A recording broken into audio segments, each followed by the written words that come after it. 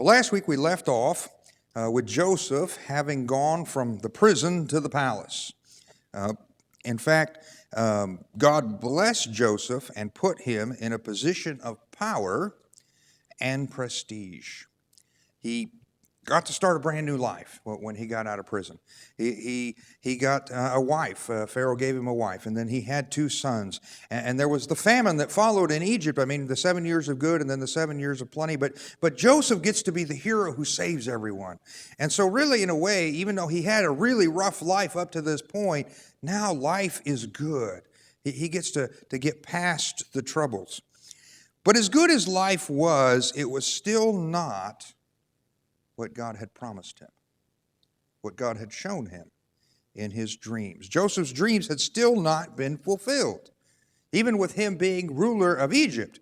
And there's a good lesson in this. The truth is, you may face hard times in life. You may be greatly blessed, and I hope you are.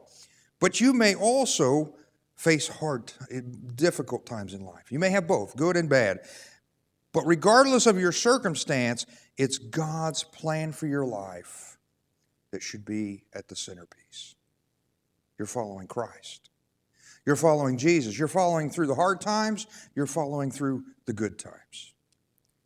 God still had more to do in Joseph's life to fulfill the dreams that he had given him a long time ago, even after all of these blessings had come upon him. So let's take a moment, and we're going to actually turn back to Genesis 37, just for a couple verses, to look at Joseph's dream once more.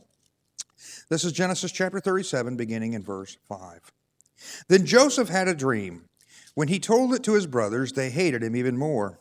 And he said to them, "Listen to this dream I had. There we were, binding sheaves of grain in the field. Suddenly my sheaf stood up, and your sheaves gathered around it and bowed down to my sheaf." "Are you really going to reign over us?" his brothers asked him. "Are you really going to rule us?" So they hated him even more because of his dream and what he had said. So Joseph dreamed that he and his brothers were gathering in bundles of grain. It's called sheaves. They'd bundle them up, tie them together. And his sheaf stood up. Maybe you've seen that in a field, a sheaf of grain standing up or a bundle of grain. His stood up, and all of theirs bowed down to his. Now, they all understood this to mean that someday they were going to bow down to Joseph. He was going to rule over them. They understood what he was saying. He understood what this dream meant. And his brothers didn't like it. We're not bowing down to our little brother. In fact, this is one of the events that leads to their jealousy, which later they sell him as a slave. But see, when God says something's going to happen, the actions of sinful men won't stop it. God's plan is not going to be stopped, no matter what people on the earth to do. And so today we're going to get to see in Genesis, we're going to be in chapter 42, we will see what happens when living the dream becomes reality. Because we're going to get to where Joseph's going to get his dream fulfilled. Let's pick up in Genesis chapter 42, verse 1. When Jacob learned that there was grain in Egypt, he said to his sons, "Why do you keep looking at each other? Listen," he went on, "I have heard there is grain in Egypt. Go down there and buy some of it for us, so that we will live and not die." So 10 of Joseph's brothers went down to buy grain from Egypt. But Jacob did not send Joseph's brother Benjamin with his brothers, for he thought something might happen to him.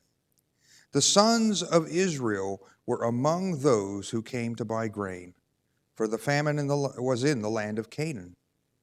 Joseph was in charge of the country. He sold grain to all its people. His brothers came and bowed down before him with their faces to the ground. Oh, how now? This is the moment Joseph dreamed of. This is the moment God had shown Joseph in his dream. His brother's grain had failed. The whole world was in famine, and Joseph had the grain that all the world needed. And as a result, the whole world was coming to bow down before Joseph. Now, just as he saw in his dreams, here are his brothers. And they walk in, and they bow down to him. It's what he saw. It's his dream fulfilled. Now, this is worth paying attention to because when God fulfills prophecy, he doesn't just partially fulfill it. Okay? A lot of times people are anxious to see prophecies fulfilled, and so they just grasp at every little thing that looks like it's even close to a prophetic fulfillment. But when God does it, he clearly fulfills it. People are always, trying to claim their prophecies, and they often base it on what's to their advantage or what plays to their fears. For example, I have lost count of how many marks of the beast I have lived through. Okay? Social Security, that was the mark of the beast. If you go back in time, that was the mark of the beast. When they put barcodes on your food, that was the mark of the beast. When you could buy stuff with your cell phone, that's the mark of the beast. Of course, we now have text giving for church, by the way. But, that's a different story. All this stuff, everything that comes down the pipe that's new or different or that people don't like that changes economics or commerce, it's suddenly the mark of the beast. Guys, I got news for you. When that prophecy is fulfilled, there won't be any question. It'll be the mark of the beast.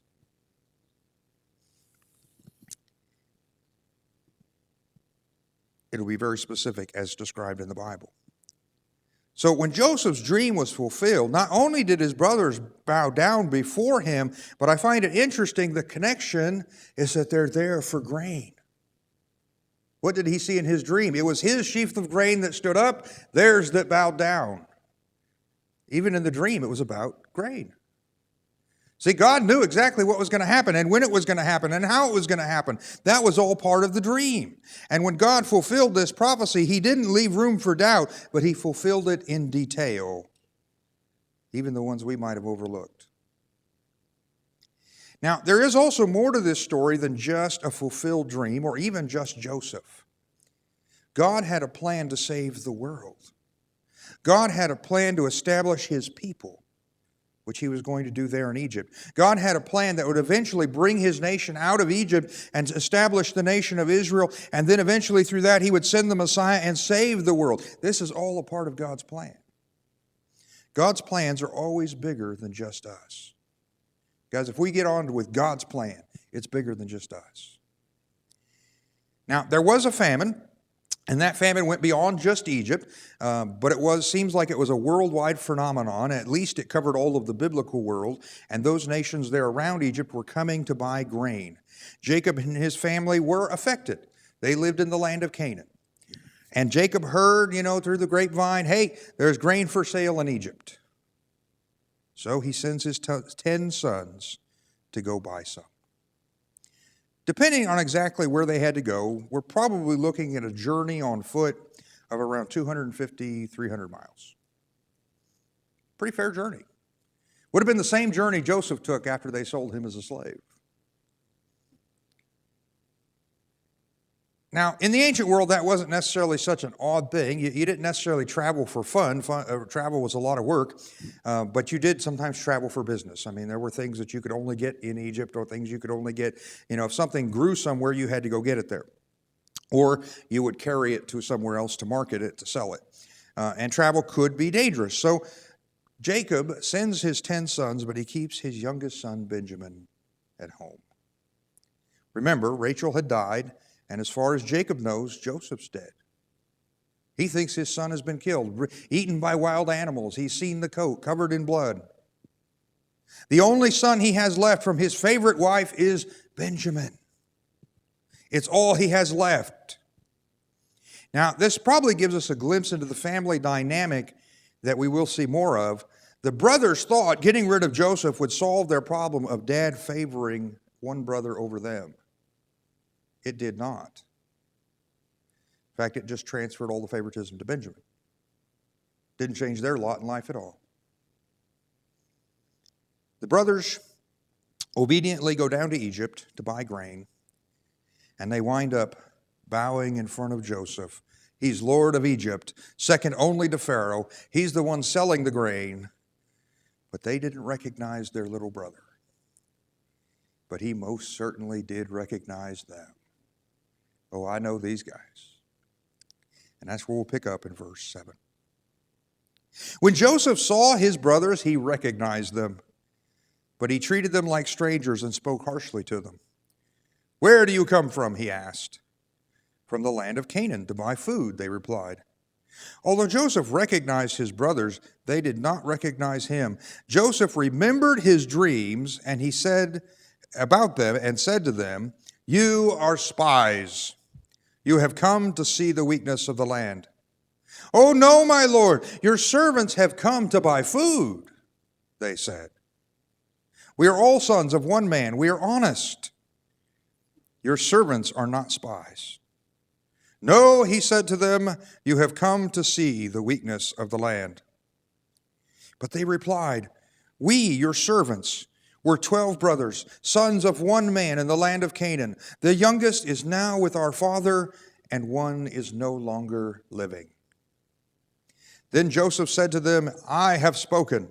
You are spies. This is how you will be tested. As surely as Pharaoh lives, you will not leave this place unless your youngest brother comes here. Send one from among you to get your brother. The rest of you will be imprisoned, so that your words can be tested to see if they are true. If they are not, then as surely as Pharaoh lives, you are spies." So Joseph imprisoned them together for 3 days. Jacob's sons simply came to buy grain, but Joseph accuses them. Knowing who they are, he accuses them of being spies, and he throws them in prison. Kind of wonder if he threw them in his old cell, Now, I'm sure he is giving them a little taste of what they put him through. I mean, the reality is he's throwing them in prison, which is where he wound up because of them. But before we jump to the conclusion that Joseph is just out for revenge, let's think about this for a moment from his point of view. The last time Joseph saw his brothers was when they were selling him into slavery, which was an improvement over a few minutes earlier when they were planning to kill him. Okay? Joseph knows they are capable of great evil. He has no idea what they've been up to for the last 20 years. Did they treat his younger brother the way they did him? Where is his brother Benjamin? What about their father? How far did their hatred go? After getting Joseph out of the way, would they actually go so far as to go home and kill their father and seize the inheritance? He knows they're capable of murder. Actually, later he'll keep asking the question, "Is your father living? Is your father living?" I think Joseph honestly wanted to know. What were they capable of? See, he hasn't seen them for about 20 years, and so he has no idea what they've been up to. He only knows what they did. And so Joseph wisely is going to put them to the test to see if these are the same guys who sold him off, the same guys who planned to kill him, or have they grown? Have they reformed? What else have they been up to? He wants to find out. He does this by accusing them of being spies, and he offers to send one of them back to bring Benjamin. He can go get Benjamin, bring him back, make sure, prove you're telling the truth, while the rest of you stay here. He then locks him up into jail for 3 days. He wants to make sure they know he's serious. Okay, 3 days in an Egyptian prison probably convinces you he's pretty serious. And by the way, if he had wanted just revenge, he could have just killed them right there. Understand, Joseph was second only to Pharaoh. He had the full authority of Pharaoh to do what he wanted. He can lock people in prison at will. I'm sure he could have killed them just as easily. He could have handed them over to the torture chamber. Been 10 new mummies in Egypt. But that's not what Joseph does. Let's continue on, verse 18. On the 3rd day, Joseph said to them, "I fear God. Do this and you will live. If you are honest, let one of you be confined to the guardhouse, while the rest of you go and take grain to relieve the hunger of your households. Bring your youngest brother to me so that your words can be confirmed, then you won't die." And they consented to this. Then they said to each other, "Obviously, we are being punished for what we did to our brother. We saw his deep distress when he pleaded with us, but we would not listen. That is why this trouble has come to us. But Reuben replied, "Didn't I tell you not to harm the boy? But you wouldn't listen. Now we must account for his blood." They did not realize that Joseph understood them, since there was an interpreter between them. He turned away from them and wept. And when he turned back and spoke to them, he took Simeon from them and had him bound before their eyes. So after 3 days, Joseph tells them, an interesting thing for an Egyptian official to say, "I fear God. I fear God." Now, the Egyptians had lots of gods, but that's not who Joseph is talking about. He fears God, the God of Abraham, the God of Isaac, the God of Jacob. And this is an important detail about Joseph. See, he isn't just going to take revenge or act unfairly because he knows in the end of the day, God is the one we all answer to. He knows God is the one who got him out of that prison. He knows God is the one who gave him these dreams. He knows God is the one who put him in this position of power to save the world. And so he tells his brothers, with them still not knowing who he is, that he fears God and he wants them to take food back to their families. Joseph understands, and I think he cares about people. He cares about the people involved beyond his brothers. He's not just striking out at them. I mean, he knows they have kids. He knows dad's at home, maybe dad's at home. He needs food. My brother Benjamin, if he's still alive, he needs food. Their mothers need food. And so he says, take this food back to your family. Understand, human revenge almost always involves collateral damage, which is another reason to leave it in God's hands. God can provide justice when we can't. He can do it correctly when we can't. Well, anyway, Joseph was going to let 9 of the 10, take back food, and 1 of them stay in the prison. They agreed to this plan, and they would bring back their younger brother and prove they were telling the truth.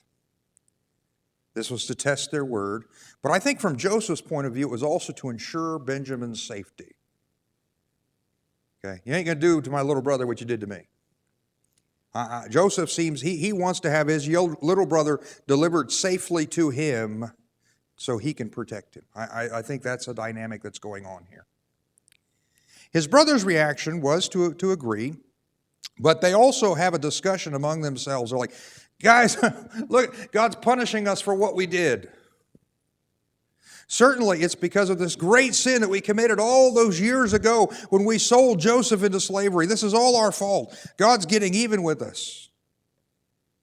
And I think this reveals something about their state of mind.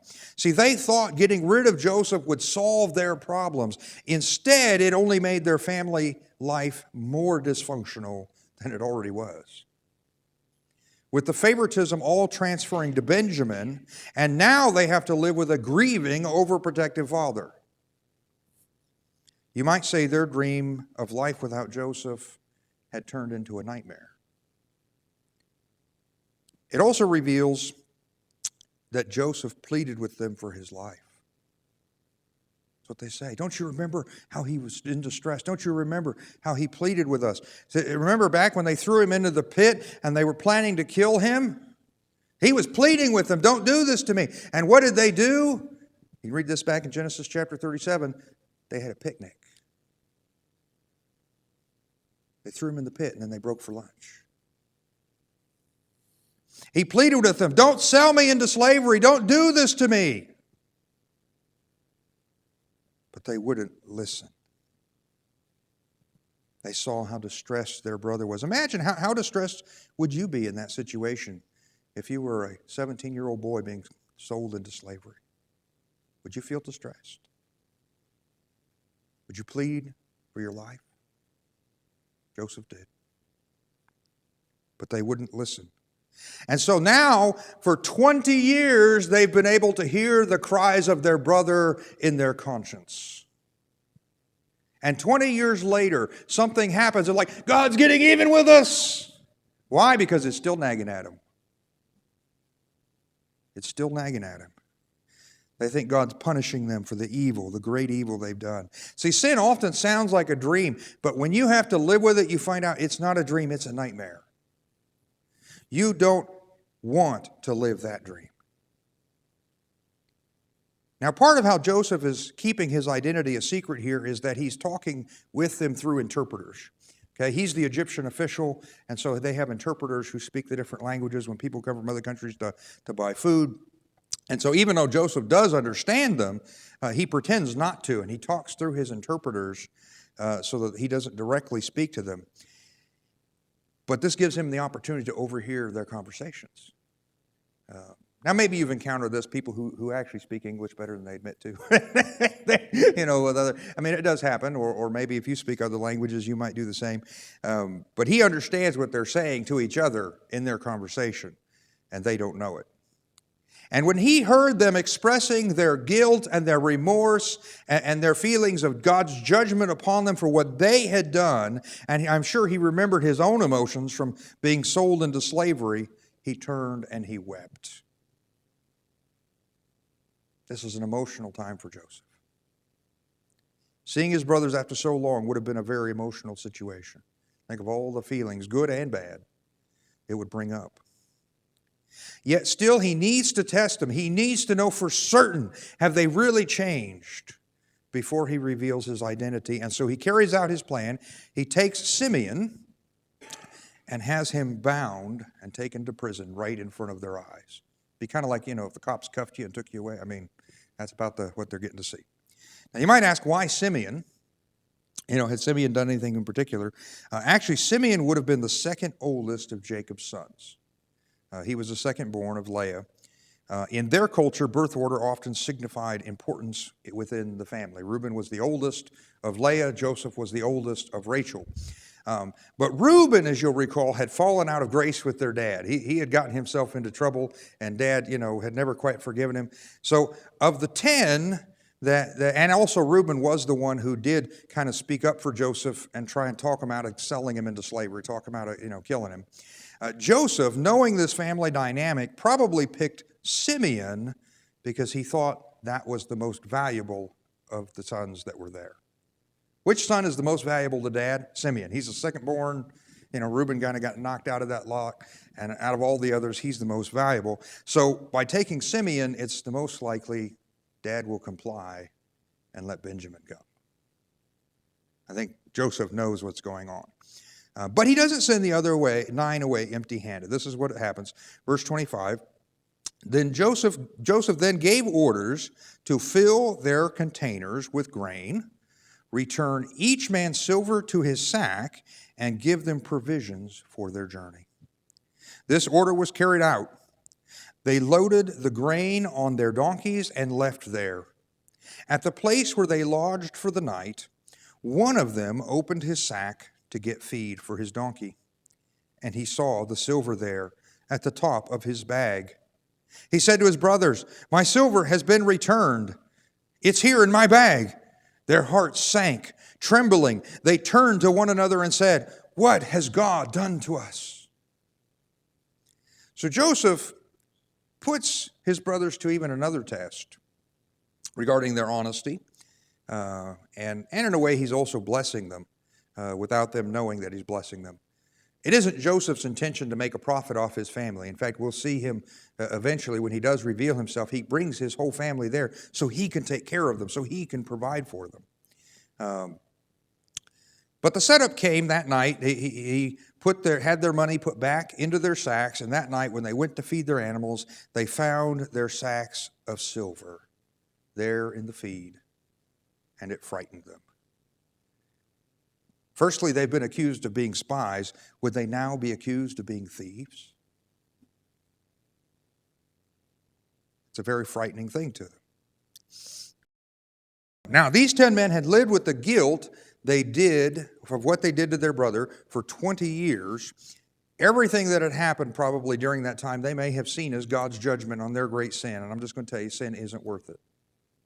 It's not worth it. Now, you might ask, well, how did they know it was their silver? Okay, there's silver in there, but how did they know? And this might be a good moment just to take notice of ancient economics. Coins hadn't been invented yet. In fact, coins probably won't be invented for another 1,000 years as we know them. In Joseph's day, governments didn't make coins. The idea that government's controlling money by minting it and standardizing weights and having territorial markings on it hadn't been thought of. That comes much, much later in history. Governments didn't have that kind of economic control over the private sector. I know that's shocking to us, but it just didn't exist. But now it's everywhere. I don't care what country you go to, it's the way it is. Prior to Joseph's primary currency was livestock. In fact, as you're reading through Genesis, or if you read the book of Job, I mean, that's usually how they describe wealth. He has this many camels and this many, sheep and this many goats and this many oxen.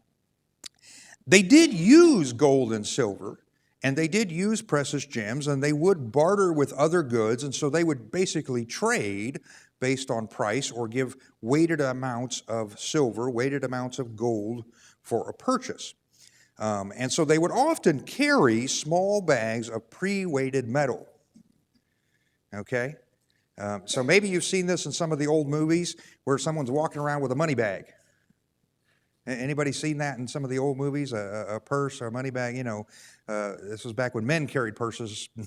It was a different world. And often what they would have, in fact, like if you watch some of the old movies, is they would have little bags that are pre-weighted, already pre-measured, of money. In fact, like when Judas gets his 30 coins, they hand him a bag, they toss him a bag of coins, in some of the movies. That's probably pretty accurate. So they would have pre-weighted things. And so, like you would carry with you pre-weighted little bags of silver that you already knew, okay, well, here's 1 shekel's worth, here's 1 shekel's worth, here. And so, okay, I owe 3 shekels, here's 3 bags of silver. Does that make sense? Now, they hadn't invented Ziploc baggies either. Okay, back then. So they wouldn't have used it. In fact, they would have used cloth or animal skins. A lot of people just made their own little bags, and that's what they would have carried it in. So when his brothers saw their silver, it was probably in their bags. I mean, the bags they made, the bags they brought, they really, I don't know if they actually marketed. You could have done good business marketing little bags for people to carry their silver in. I mean, it would have been a great adventure. But that's what they would have done. And so when they saw the bags of silver, not just the silver, but the bags themselves, they knew this is the exact money that we paid with. And it scared them.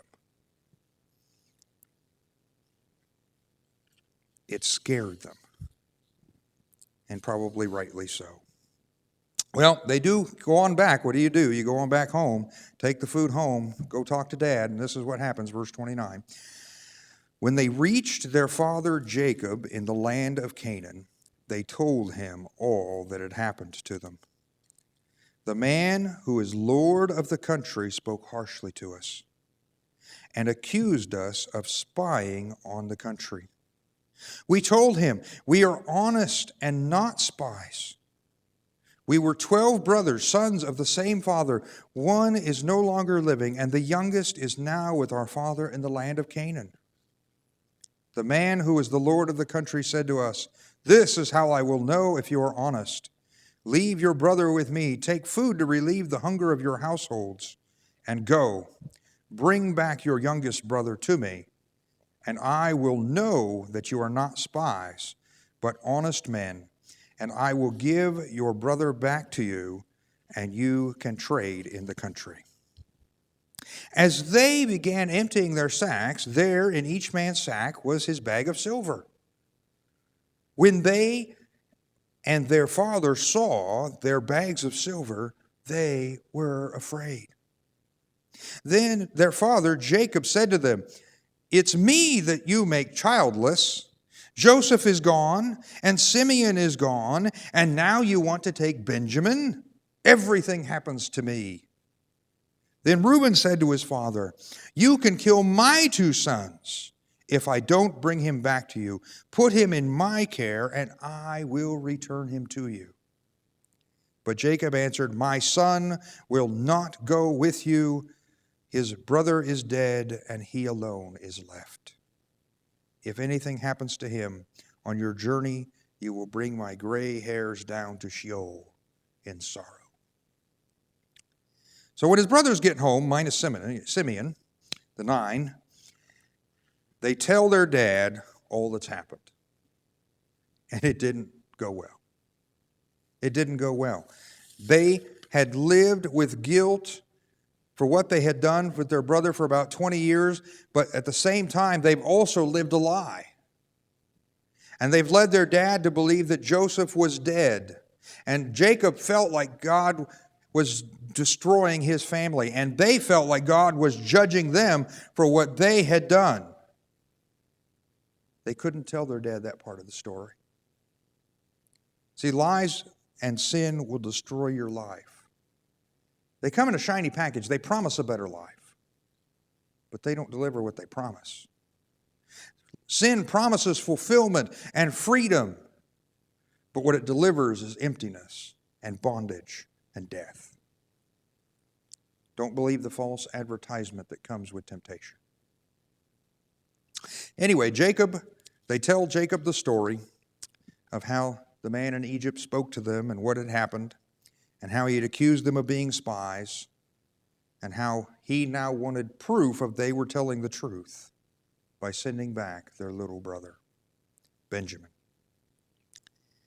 He wouldn't let Simeon out of prison until they send Benjamin. They won't sell them any more food until they send Benjamin. And Jacob says, no, that ain't going to happen. My son's not going down there. No way. You guys have robbed me of my children. I'm the one you're making childless. Notice that even though, he doesn't know the full story of what happened to Joseph, he kind of is blaming them for what happened.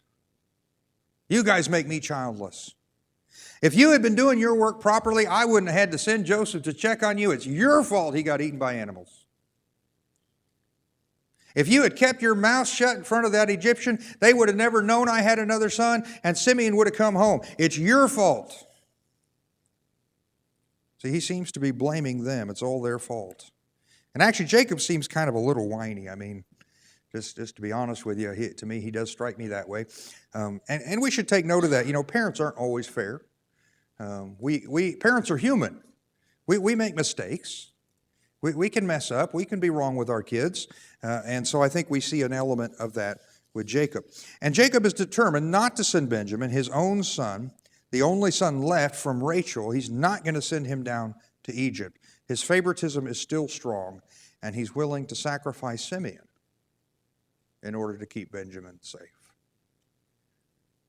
He's willing to sacrifice Simeon. Reuben makes the promise. He says, I will personally vouch for Benjamin. I will keep him safe. And if I fail to, you can even kill my sons. Now, if you're a grandparent, you can probably see this isn't really a good deal. I mean, think about it. You send your youngest son off with your oldest son, and if he doesn't bring him back safely, you can kill your grandkids. That's not a good deal. That's not good security. But I think Reuben's trying to plead with his dad. We've got to do something. We're going to have to go get food. We've got to get Simeon back. I will take the responsibility. But Jacob rejects this offer. This is just not a good deal. He was not going to send Benjamin down to Egypt. By the way, Benjamin at this point is an adult. In fact, he's probably about 25 years old. I mean, we can't say exactly, for certain his age because they don't tell us the birth date and all that, but this probably shows the level of overprotectiveness that Jacob has. He's not dealing with little kids. He's not willing to send his adult son down to Egypt to solve this problem because he wants to protect him, and he has developed this overprotectiveness since Joseph's disappearance. Joseph's brothers thought that getting rid of Joseph would be a dream. We finally found we can live this beautiful dream and without our little brother pestering us. And what they found was that dream turned into a nightmare. Getting rid of Joseph only made their home life worse, not better, because Joseph wasn't their problem. Sin was their problem. And getting rid of Joseph didn't get rid of the sin. See, sometimes we can fall into that same trap. We think, if only things were different, my life would be perfect. If only I had a different family, my life would be good. If only I had a different wife or a different husband, then everything would be fine. If only I had a different boss, everything would be fine. If only I had a different church, everything in my life would be fine. If only I had a different situation at work,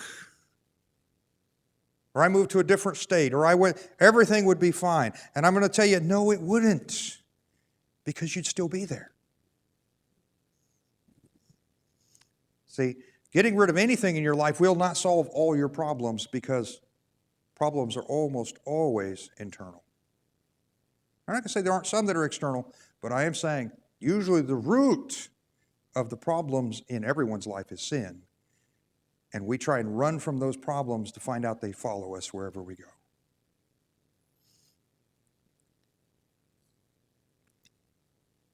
It's very rare for any long-lasting life problem to have an external source, because if it was external, you would have got rid of it.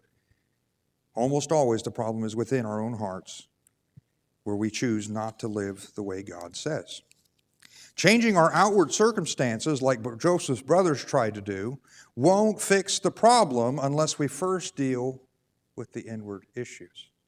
So getting rid of Joseph didn't fix their problem, because the problem wasn't Joseph, the problem was their dysfunctional family. When the brothers' dream really happened, it turned into a nightmare. Joseph, on the other hand, lived a nightmare, and it turned into a dream, because he was living according to God's plan. God's plan may not make for an easy journey, guys. I'm going to tell you, it's not easy to follow Jesus. God's plan may not make for an easy journey, but it does always make for a happy ending. That we see. Joseph had a rough journey for quite a few years, but he's going to have a happy ending.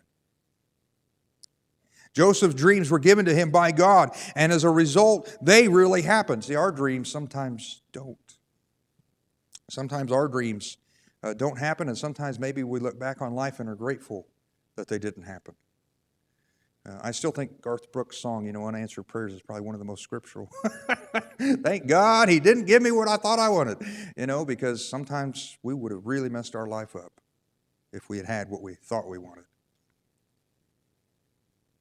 But see, when God gives a dream, then it happens, and it'll be all that God planned it to be. It may not be what we planned it to be. I'm sure this wasn't, when Joseph had his dream from God, this isn't the way he thought things would go. But it is what God planned it to be. And I'm sure Joseph, at the age of 17, when he saw that, he didn't plan, obviously, God's going to send me to Egypt as a slave. I mean, that was not what went through his mind when he had his dream. He's going to send me there so I can be in charge of the food chain for the entire world. That's not what went through his mind, but it is what God planned. And so today, let me ask you, are you living God's dream for your life? Are you living God's dream for your life? Not your dreams that may or may not work out, but God's dream. See, in Christ, that's what we have. God has a plan for our life. God has a plan. I believe that for every individual. He has a purpose for every person. He has a plan for every person, a place He wants you, a time that He's created you. Are you living out the destiny that He has planned for you? That plan that's only in Christ, that we find by following Christ. Or are you living out your own hopes and dreams and saying, well, I just hope it works out? My friends, I'm going to tell you, that's where, when dreams become a reality, when it's God's dreams, that's when they're worth living. Because when we make up stuff and we try our dreams, it usually turns into a nightmare. But when we live God's dreams, they always end well.